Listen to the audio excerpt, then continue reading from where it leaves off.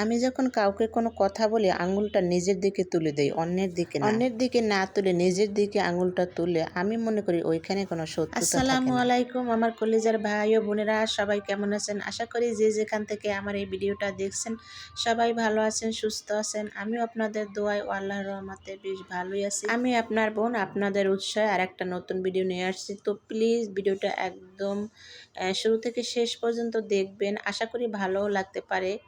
আর যদি ভালো লাগে প্লিজ একটা লাইক দিয়ে যাবেন। তো এই ভিডিওটা আমার কালকে ছাড়ার কথা ছিল, কিন্তু রেডি ছিল সব কিছুই, কিন্তু আমার বাসায় নেট ছিল না, যেহেতু বিদ্যুৎ ছিল না। এই এলাকায় বিদ্যুৎ অফ করে বিদ্যুতের কাজ করা হইতেছিল, তো সেই জন্য সারা দিন থেকে একদম রাত 12টা পর্যন্ত বিদ্যুৎ ছিল না। তো সেই জন্য আর কি এই ভিডিওটা ছাড়া হয় না। আর আমি যেহেতু একদিন বাদে একদিন ভিডিও দিই, তো কালকে আমার মিক্স হয়ে গেছে। তো আজকে ভিডিও টাইটেল এবং থাম্বনেল দেখে তো বুঝতেই পারছেন যে আমি কি নিয়ে ভিডিও আসছি। আসলে এই যে দেখেন আমার হাতে যে এই লেসটা আমি নাড়াচাড়া করতেছি, এই লেসগুলো মাত্র 20 টাকা গজ আমি নিয়ে আসছি।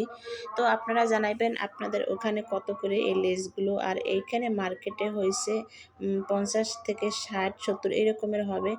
তো এগুলা যেহেতু বাইরে মার্কেটে বসে, তো সেখান থেকে কিন্তু নেওয়া। তো এইটা আমি আনিয়েছি আমার জামায় লাগানোর জন্য। তো সেটা বারবার ধরে দেখছিলাম, আর আমার মেয়ে বলছিল যে ওর জামায় লাগাবো। তো প্লিজ বলবেন কেমন হয়েছে। আর এই যে দেখেন আমি কিন্তু নিয়ে আসছি, এই যে এখন রান্না বাড়ির জন্য রান্না করে আসছি। আর এই যে দেখেন আমি একটু কাটাকাটি করব বলে এই সিজারটা আমি নিয়েছিলাম, কিন্তু অনেক দিন ঘরে পড়ে থাকাতে কিন্তু এটা নষ্ট হয়ে গেছে। আসলে এভাবে যে কত টাকা আসলে নষ্ট করেছি যা বলার মতো না। তো তেলাপিয়া মাছ নিয়ে আসছিল একদম আস্তা, মানে বড় মাছটা। এই যে দেখেন একটা মাছে কিন্তু অনেকগুলাই হয়েছে, মাছটা অনেক বড় ছিল, তো কাটতে না আমার অনেক পরিশ্রম হয়েছে। বটিতে যেহেতু ধার ছিল না, সিজারও ধার ছিল না, তো বাজার থেকে কেটে আনবে এরকমের কোনো ব্যবস্থা ছিল না, কারণ ওখানে প্রচুর ভিড় ছিল। তো সেই জন্য আর কেটে নিয়ে আসে নাই। তো আমি এটা অফ ক্যামেরায় কোনো রকম হ্যাঁচড়াইয়ে তারপর শেষে কাটাকাটি করে অফ ক্যামেরায় সুন্দর করে একদম ধুয়ে পরিষ্কার করে নিয়েছি। এখন এই মাছটাকে আমি ভাজবো, তারপর শেষে এটাকে আমি আলু দিয়ে টমেটো দিয়ে ভুনা করব। আর এইভাবে আমার আম্মা রান্না করতো, এইভাবে মাছ খুব সুন্দর করে ভুনা করতো, মরিচ সব মশলা দিয়ে মাখিয়ে তারপর শেষে অনেকক্ষণ রেখে দিত। রেখে দেওয়ার পরে তারপর শেষে সে ভাজি করতো। সে বলতো যে অনেকক্ষণ রেখে দিলে নাকি মশলা ভিতরে ঢুকে। তো আজকে মায়ের হাতের রান্নার মতো রান্না করব, যেহেতু আসলে মায়ের হাতের রান্না অনেক দিন হয় খেয়েছি, তারপরও কিন্তু ভুলি নাই। যেহেতু মা পৃথিবী থেকে চলে গেছে, তো মাঝে মাঝে তার সব কিছুই করি, সব কাজ করি আর তার কথা মনে করি। তো আজকে আমি সেটাই করব। আর এই যে দেখেন আমার মা যেভাবে আলু কাটতো ঠিক সেইভাবে কিন্তু আমি এই আলু কেটে নিয়েছি। এই যে দেখেন একদম গোল গোল গোল গোল করে। আর আমার শরীরটা তেমন একটা ভালো না, যার জন্য আমার কথা কীরকম হইতেছে আমি নিজেও জানি না। তো মাছটা আমি অনেকক্ষণই রেখেছিলাম, এখন মাছটা ভাজি করব। কয়েকদিন ধরে আমার ঘরে এতই কাজের চাপ ছিল, এখনও আছে বর্তমানে। তো আমি বলছিলাম কালকে যে আমি যদি মারা যাই, মৃত্যুর সময় তো মানুষ একটু পানি চায়, তো সেই পানিটাও মনে হয় আমাকে উঠে তারপরে এনে তারপরে খেতে হবে। এই রকমের অবস্থা আমার ঘরে, সম্পূর্ণ দিক আর কি একা সামলাতে হয়।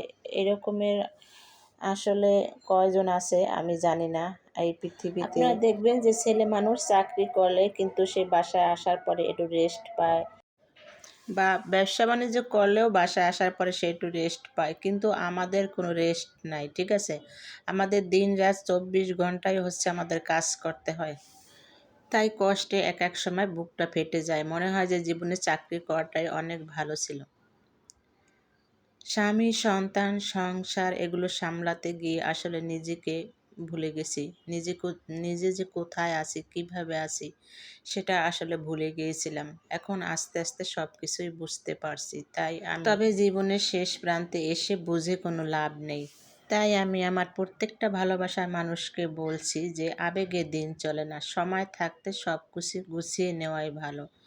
তো সে হোক ছেলে আর হোক সে মেয়ে, আমি কিন্তু সবার কথাই বলছি, এখানে কাউকে আমি ছোট করছি না।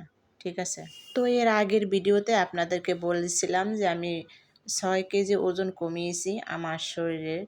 তো সেই 6 কেজি ওজন কমার পরে আমার শরীর এত খারাপ যে মানে আমি হাঁটাচলা করতে পারি না, দাঁড়াইলে পড়ে যাই, এরকমের একটা অবস্থা। তো তা নিয়েও কিন্তু আমার প্রচুর কাজ করতে হইতেছে। তো আমার ঘরে যদি অন্য একজন লোক থাকতো, ঠিকই আমার আর কাজ করতে হতো না। তো আমার ঘরে তো আর কেউ নেই, আমারই করতে হবে, তাই না?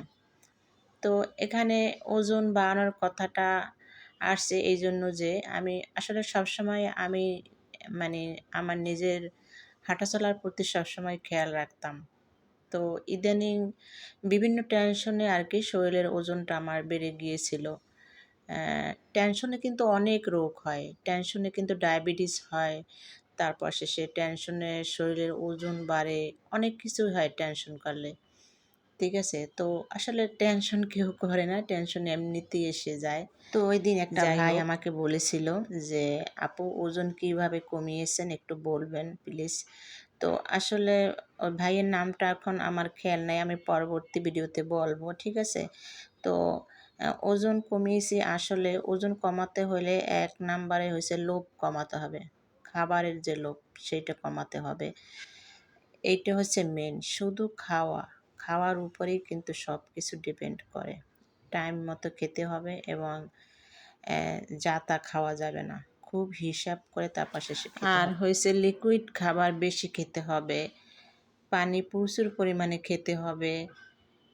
সকালের নাস্তা একদম সকালে খেতে হবে। দুপুরের খাবার একদম আজান দিলেই খেতে হবে। রাত্রের খাবারটা ৭টা বাজেই খেতে হবে। তাহলেই সব কিছু ঠিক হয়ে যাবে।